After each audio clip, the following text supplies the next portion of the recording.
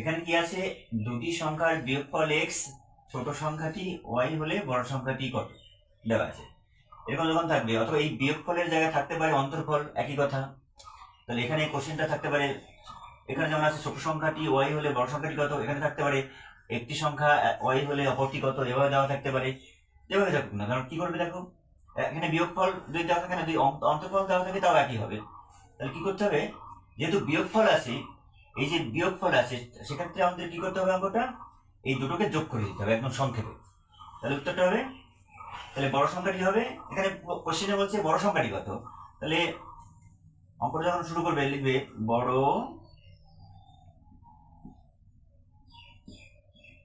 সংখ্যাটি সমান সমান এক্স প্লাস ওয়াই, উত্তর হয়ে গেল, এটাই আনসার। যখন এরকম বিয়োগফল দেওয়া থাকবে, ঠিক আছে, তখন আবার যদি বলে যে একটা এত হলে অপরটা কত, ঠিক আছে, এরকম যদি দেওয়া থাকে তখন তোমরা কি করবে, সরাসরি একদম সহজে করার জন্য এই দুটোকে যোগ করে দেবে।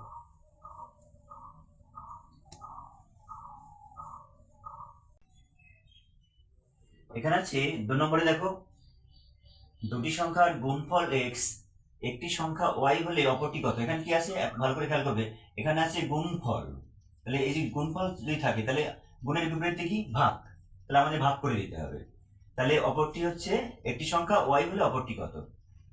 তাহলে শুরু করবো এরকম, অপর সংখ্যাটি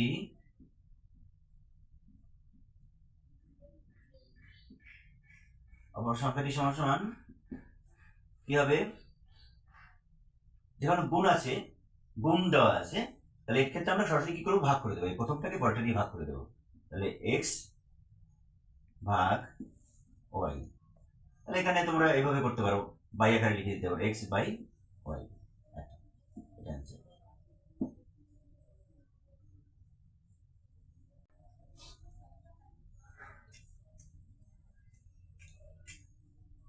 এখানে দেওয়া আছে দুটি সংখ্যার ভাগফল এক্স, একটি সংখ্যা ওয়াই হলে অপরটি কত।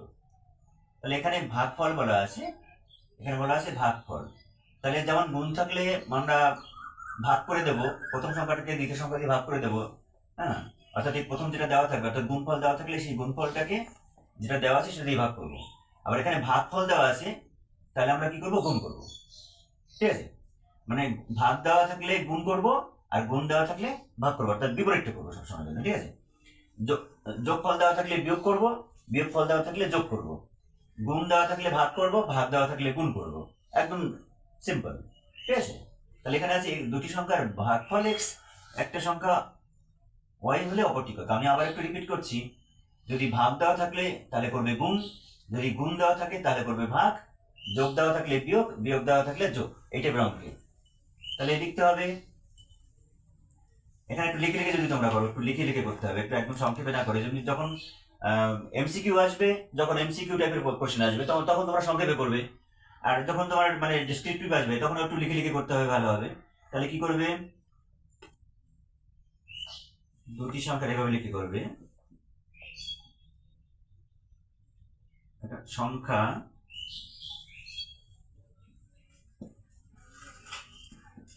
সংখ্যা দুটির ভাগফল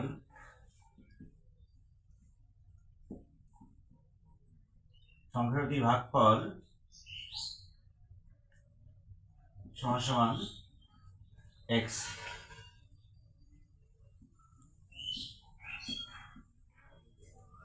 একটি সংখ্যা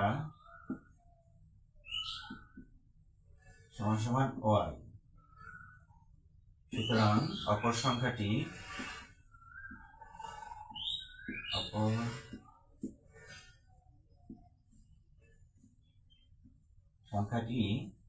সমান সমান কি হবে, আমি কি বলেছি, ভাগ থাকলে গুণ করবে, গুণ থাকলে ভাগ করবে, যোগ থাকলে বিয়োগ করবে, বিয়োগ করলে যোগ করবে, বিয়োগ থাকলে যোগ করবে, মানে ঠিক উল্টোটা আর কি। মানে তাহলে অপর সংখ্যাটি এখানে ভাগফল দেওয়া আছে, তাহলে আমরা কি করবো, গুণ করে দেবো, অপর সংখ্যাটি সমান এক্স ইন্টু ওয়াই। তাহলে গুণ করলে কি হবে, এক্স আর ওয়াই কি পাশাপাশি রাখো, এক্স ওয়াই, এটাই অ্যান্সার।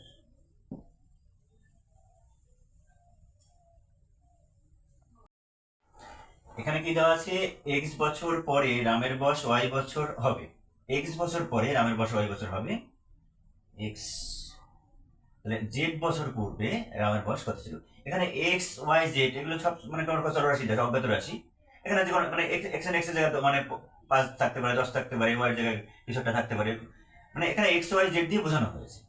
এরকম অঙ্ক যদি থাকে, এখানে এক্স বছর পূর্বে বলছে, এখন বলা থাকতে পারে যে 5 বছর পূর্বে কত, ঠিক আছে। 5 বছর মানে 5 বছর পরে রামের বয়স দেওয়া থাকতে পারে, মানে এক্স এর জায়গায় 5 থাকতে পারে, বা ওই জায়গায় একটা সংখ্যা মানে নির্দিষ্ট করে বলে দিতে পারে, যেটা জায়গায় সংখ্যাটা নির্দিষ্ট করে বলে দিতে পারে। তাহলে এখানে অঙ্কটা বোঝানোর জন্য কি বলেছে, এক্স বছর পরে রামের বয়স ওয়াই বছর হবে, জেড বছর পূর্বে রামের বয়স কত ছিল।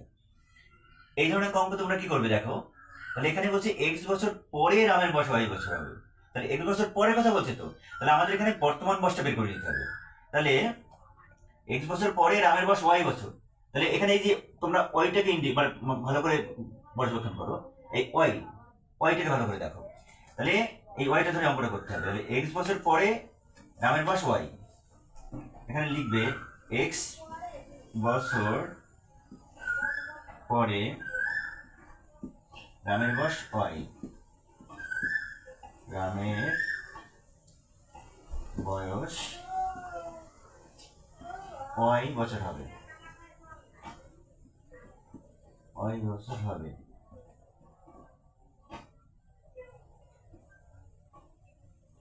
এক্স বছর পরে রামের বয়স ওয়াই বছর হবে। সুতরাং রামের বর্তমান বয়স, রামের বর্তমান বয়স কি করতে হবে, আমার বর্তমান বয়স এই ওয়াই বছরকে ধরে করতে হবে। তাহলে ওয়াই মাইনাস এক্স, যেহেতু এক্স বছর পরে রামের বয়স ওয়াই বছর, তাহলে এই যে ওয়াই বছর, তাহলে এখানে বর্তমান বয়স কত হবে, এই ওয়াই থেকে এক্স মাইনাস করতে হবে, যেহেতু এক্স বছর পরে রামের বয়স ওয়াই বলছে, তাহলে রামের বর্তমান বয়স কত, ওয়াই মাইনাস এক্স বছর।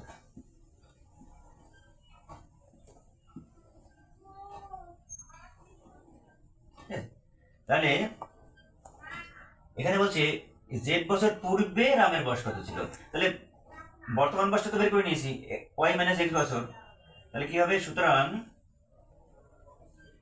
বা এখানে অতএব দিতে পারো, অতএব জেড বছর পূর্বে রামের বয়স, জেড বছর পূর্বে রামের বয়স ছিল, রামের বয়স ছিল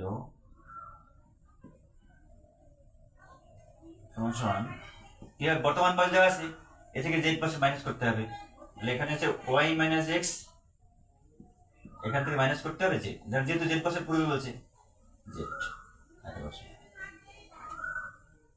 এটা হবে অ্যান্সার।